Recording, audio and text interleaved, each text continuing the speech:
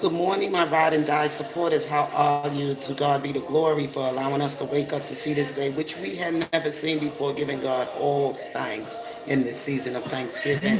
I'm not going to be too long with anybody, so if you don't see me in the live, come into the live and see me this morning and everything, you can always watch the replay. So I just wanted to come quickly and talk about good morning, good morning. Good morning. Now you can hear my rival Sylvester Kelly pumping in the background, y'all, as I'm ready to head on out the door.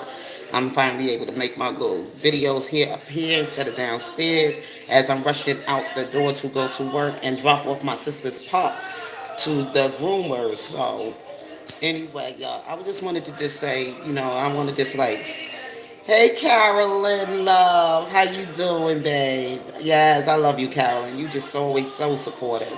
I appreciate you. Yes, so as last night before I lay down to sleep and everything, yes, I'm gonna be safe. If God's willing, God is my 100%, my full coverage, my full coverage.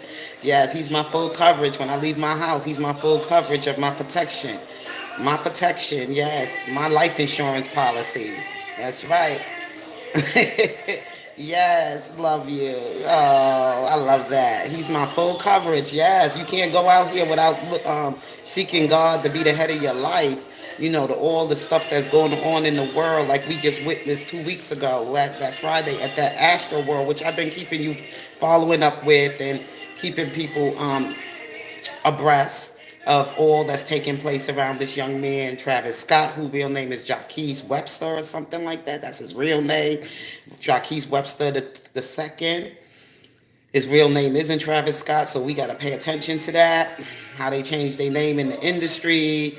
He was named after one of his favorite uncles. Come to find out, he is 30 years old. So Travis Scott has been in this world long enough to know better than to allow himself to be put in that position of being responsible for 50,000 people coming to perform at this astral world or whatever like this, and people bringing their children, people telling people to bring their children. It's going to be family and children friendly because of his um, thing with Fortnite, which now dropped him. Now that all of this stuff has taken place at that concert, all those people lives and everything being harmed and hurt. And I'm gonna say this: last night, the little boy Ezra Blunt, he has came to he surpassed us or whatever. He came to transition over to his other life. And I said that even last night before yesterday, that little boy was already dead. That little boy was already gone. And the thing is that the father said because of the crowd pushing and he lost his consciousness and he fell, and after that they trampled over the stampede over the little boy, whatever. I said that little boy was already gone. And I'm not going to blame that one on Travis because parents, you know what? You got to take responsibility. Good morning, Tanya. Good morning, because you know better. To bring your child to a concert, knowing that this man has a reputation as, inciting, riots and things like that. And, things get a little riled up, especially you being a rap star and everything. My child, my 9-year-old, I don't care if I like the artist or not. My child would never have been put in harm's way like that. I would never have put my child in a place like that. So I can't, and I know the father, and I said it before, the father was feeling guilty. And, like I said, there's more bodies probably still on life support. They haven't announced them dead yet because, like I said, the life support is actually, hold on, y'all. Let me turn this off because I got to go.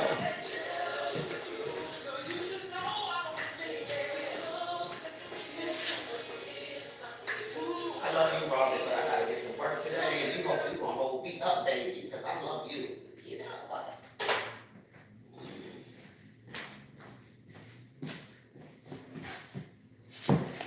Yes, everybody, like I said, those bodies are on life support and they induce comas or whatever. Whenever they say it's in an induced coma on life support, it is no brain activity. It's just the machine right now, just keeping them alive. Because, like I said, the funeral homes are probably backed up. A lot of other people are still there at the hospital on life support through this COVID season. And people, just waiting, to be put in the morgue somewhere, or maybe the morgues are full. It's just so much going on. That's why I say playing safe means also protecting your health, meaning that you don't put yourself in harm's way out there. Because right now, these hospitals and everything is practicing so much negligence, and a lot of these people that's dying in the hospital right now are not dying for COVID. They just putting COVID to be the cause of their death, but that's not actually true. That's not actually true. And there's a lot of organ donors out there. I'm sorry, there's a lot of people out there that do need organs or whatever, so they're trying to save those organs. People need heart transplant. I wouldn't say heart because once the heart is gone, it's gone. Somebody die, a heart attack, whatever. That heart is no good to use. But I'm talking about other organs that can be donated to people who are on the waiting list to have organs. I know somebody right now on the waiting list to get a kidney. And that's why you hear about all of these people now. They on life support. They on all of this. They trying to save them organs. Because when I heard the girl, the ninth death of the girl that died, Bharti Sahani, one thing her mother did mention, and she said, "Son, thank God Sahani is love. She was an organ donor, and she left her organ." And I was like, organ donor, So anyway, y'all, like I said, be careful out there, be safe. Good morning, stand up to be counted. How are you? Praise God. Thank you for coming in this morning because I only got about another 5 more minutes on here before I got to rush out the door to get this dog to the groomers and get my butt to work. But like I was saying, when her mother said that, right there, what you call it, went off. I said, oh my God, organ donors, all these kids dying at a concert, COVID, that. And like I said, everybody putting everything on Travis. Everything is not on Travis. It's a lot of things Travis didn't know. But one thing, like as far as for this child coming, that's not on Travis. That's on the father who should have been overseeing his child. Should have been more of a parent. I understand if he likes Travis or the Fortnite game and all this other stuff with his little boy and stuff like that. I'm sorry, Dad, but this one got to go on you. Just like I'm saying about what just happened with our brother.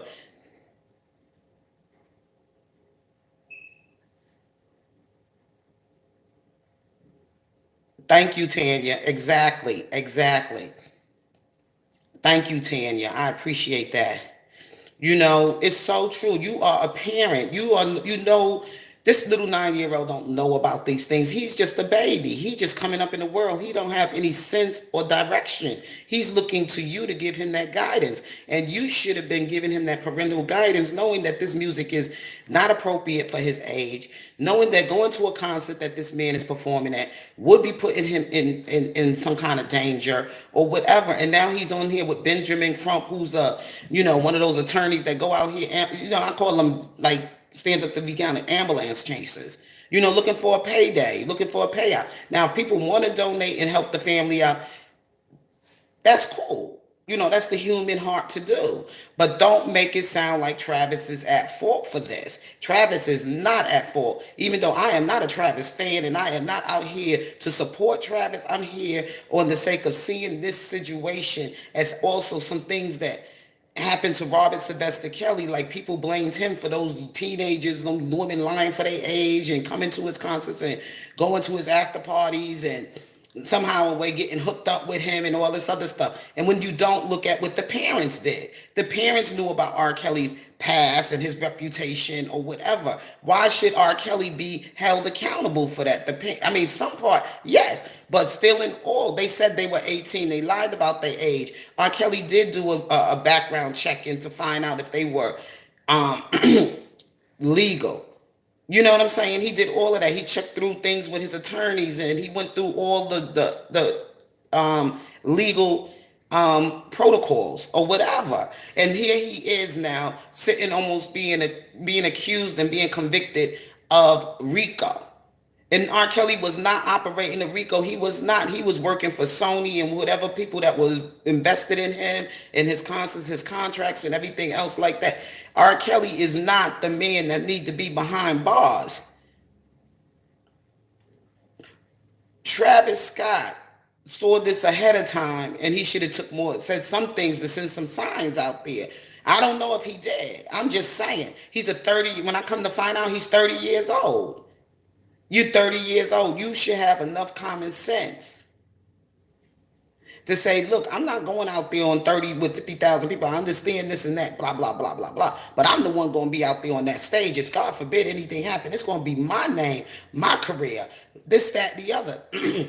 Black men, you can't keep letting yourself be a puppet and get played like this, because I'm telling you right now, when that concert was going on, those people from Life Nation and all that other stuff, they was already there at that hospital. They was already there at the fire department, police stations, and everything else, looking for to make these settlements and everything for these payouts, while them bodies were rolling through, while he was still on the stage performing, telling him, oh, we got to wait for this so and so guy to stop the concert before we can the show, trying to play that little, like, people gonna fall for that. No, if I see people, I see danger, if I recognize danger, I'm gonna say, you know what, y'all, it's getting a little too rowdy out here. Because he stopped the show before when a guy took his shoe and he told the people in the crowd and the fans to go beat him up. He stopped the show before when one of the guys that was doing his job on the stage with him, when he was at some kind of festival or whatever he was performing at, and the guy wasn't fixing the mic right, and he told the Jameer or whatever his name, told Jameer to get off the stage and embarrassed Jameer and disrespected him and whatever. So why couldn't you stop the show when you saw people falling out, bodies falling out? You know, your crowd getting a little out of control, and we are in COVID. COVID. You not waiting on nobody. It's you, Travis Scott, sitting there up on top of the stage, up and high. You above everybody else. You can see everything. So there's no excuse for that. But as far as, I'm just here for this little boy that just passed away, who been passed away but was on life support, who was in an induced coma, whatever, Father, Dad, I'm sorry, but you got to take fault for that. And may God restore, heal you, and maybe you learn from this mistake that you made, putting your child at risk like that, putting your child's life at risk like that. Like I said, I'm not sitting here saying, everybody learn from their mistakes, and this is going to be something Dad is going to have to take on his own. And don't blame Travis, because you see his child wasn't out there on the stage performing with him, right? So that should have sent off a red flag or some kind of signal to parents out there that want to blame Travis Scott for their children being harmed in this massive, crazy, horrific tragedy at a concert. This recklessness, this carelessness. But anyway, y'all, I got to get out of here. So you all be safe. Make sure that Jesus is the head of your life today. Make sure you know that when you leave your house, you ask God to give you that protection and that covering with the blood of Jesus. And he is your 100% full life insurance coverage. Okay? So anyway, I got to go. Love you. Be safe. Peace.